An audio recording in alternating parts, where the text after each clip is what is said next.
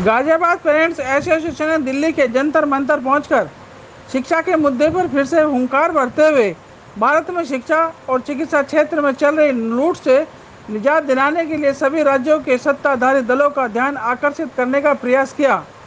JP की अध्यक्षा सीमा त्यागी ने राष्ट्रीय समाज पार्टी के इस कार्यक्रम में एक देश एक विधान सबको शिक्षा एक समान के मुद्दे पर अभिभावकों का पक्ष रखा और देश के कोने कोने से आए सभी लोगों ने यह माना कि अगर केंद्र और विभिन्न राज्यों की सभी सरकारें यह निश्चय कर लें कि हमारे राष्ट्र के भविष्य, हमारे बच्चों की शिक्षा और बुजुर्गों की चिकित्सा की जिम्मेदारी सत्ता में बैठे जनसेवक सरकार ले ले, तो फिर आम नागरिकों को सरकारों से और कुछ नहीं चाहिए।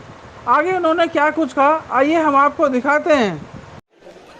हम पेरेंट एसोसिएशन से हैं और जितने भी मुद्दे हैं, मुझे ऐसा लगता है बिना किसी की भावनाओं को आहत करते हुए कहना चाहूंगी कि जितने भी व्यक्ति यहाँ हैं, अपने दिल पर हाथ रखकर पूछना कि जरूरत सिर्फ एक है सबकी, बच्चों की पढ़ाई और बुजुर्गों की दवाई।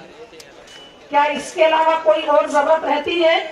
अगर मेरा बच्चा, उसकी पढ़ाई की जिम्मेदारी सरकार ले ले, चाहे कोई भी सरकार है, तो क्या मुझे कुछ कष्ट होगा?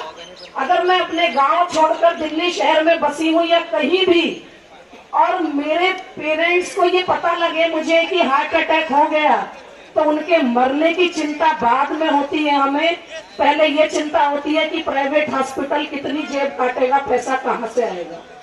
तो अगर मेरे बच्चों की पढ़ाई और मेरे बुजुर्गों की दवाई का जिम्मा सरकार ले ले, चाहे कोई सी भी सरकार हो, तो क्या इसके अलावा कुछ और करने की आवश्यकता रहेगी?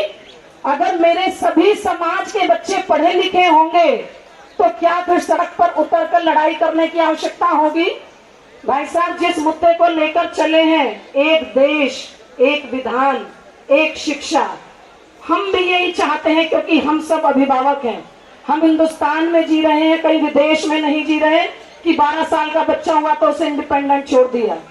और शिक्षा की हालत जो है वो हम सब जानते हैं कि शिक्षा कैसी होती जा रही है। अभी कुछ दिन पहले एक नया शुभुक्ता सरकार ने छोड़ा है कि भारतीय शिक्षा बोर्ड के नाम से एक नया बोर्ड बन रहा है। तो जो पहले से बने हुए बोर्ड है, इसका मतलब वो ठीक से काम नहीं कर रहे हैं, तो उन सबको खत्म कर दिया जाए। सरकारी स्कूलों के नाम पर पूरे देश में फीस तो मिली नहीं जाती, लेकिन जो सीबीएसई बोर्ड अब तक बना हुआ है, वो रजिस्ट्रेशन के नाम पे एक एक बच्चे से 2,500 हजार रुपया ले रहा है। हो सकता है शायद आप सबको मेरी बात कुछ अलग लगे, लेकिन मुझे पता है सबके घरों में बच्चे हैं। जिस रिक्शा वाले भाई के पास अपने बच्चे को पहनाने के लिए पैरों में जूते नहीं है, पैसा नहीं है खरीदने के लिए, उसका बच्चा सरकारी स्कूल में पढ़ रहा है 10th में 12th में, और लड़की 12th में आती है, सीबीएसई बोर्ड का फरमान आता है 2700 रुपए रजिस्ट्रेशन फीस होगी, कहाँ से देगा वो? और हम शोर मचाते हैं बेटी बचा लो और बेटी पढ़ा लो। कैसे पढ़ाएंगे? पूरे कोविड काल में स्कूल बंद पड़े रहे, कहीं कोई स्कूल नहीं खुला, ऑनलाइन मोड पर एजुकेशन थी, और सारे देश की पेरेंट एसोसिएशन चिल्लाती रही, जिसमें भाई साहब भी सबसे आगे रहे कि जब कोविड काल चल रहा है, स्कूल खुले नहीं होगा, तो हम एजुकेशन के लिए लड़ाई कब लड़ेंगे? कौन सी राजनीतिक पार्टी ऐसे निकल के आएगी जिसका राजनीतिक मुद्दा एजुकेशन हो और मेडिकल हो? उम्मीद बंदी है भाई साहब से कि शायद हम शिक्षा के ऊपर एकजुट लोगों को कर पाएंगे। जब तक मेरे बच्चों को मेरी सरकार, कोई सी भी सरकार हो, मतलब नहीं है पढ़े लिखे आदमी को, एक आम पेरेंट को, किसी को राजनीति करने का शौक नहीं है। कोई व्यक्ति नहीं चाहता कि अपने काम धंधे छोड़ के राजनीतिक करे और रैलियां करे और धरने दे। मजबूरी वश करनी पड़ रही है, क्योंकि धीरे धीरे हम सब देख रहे हैं कि शिक्षा इतनी महंगी होती जा रही है। डर लगता है सोचकर कि कहीं आजादी से पहले वाला भारत ना बन जाए, कि आम भारत अनपढ़ रह जाए और एलीट क्लास के बच्चे लंदन पढ़ के आएंगे। क्योंकि अगर हम आज की भी बात करें, डीपीएस में, डीएवी में एडमिशन लेने चाहे तो नर्सरी क्लास में 50,000 रुपए एडमिशन फीस है। कम बोल रही हूँ, कहीं कहीं 2-2 लाख भी है। और जब बात करने जाओ शिक्षा विभाग से या डीएम से, किसी भी प्रदेश, किसी भी जिले के हों, उनका कहना ये होता है क्यों पढ़ा रहे हो प्राइवेट स्कूल में, सरकारी में क्यों नहीं पढ़ाते?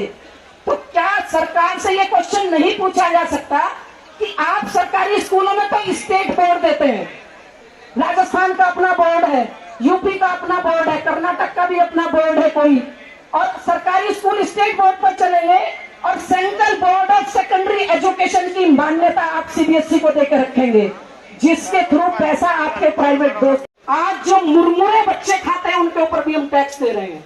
एक बच्चा पेंसिल खरीद के ला रहा है तो उसके ऊपर भी टैक्स दे रहे हैं। और बेटी बचाओ और बेटी पढ़ाओ शिक्षा दे रहे, क्या ऐसे हम विश्व गुरु बन पाएंगे? आप क्यों नहीं शिक्षा के मुद्दे को उठाते? एक देश एक टैक्स की आप शोर मचा रहे हैं, एक देश एक चुनाव का भी शोर मचा रहे हैं, एक देश एक शिक्षा एक बोर्ड एक एग्जाम क्यों नहीं कर सकते? सिर्फ इसलिए कि एजुकेशन का मुद्दा आप में से कोई नहीं उठाना चाहता। अब अभी अगर यहाँ से हिंदू मुसलमान की बात हो जाए तो सब खड़े हो जाएंगे, मंदिर मस्जिद की बात होने लगे तो सब लड़ने पड़ेंगे आपस में। लेकिन जो बच्चे घर में हैं, अगर उनकी एजुकेशन के लिए लड़ाई नहीं लड़ेंगे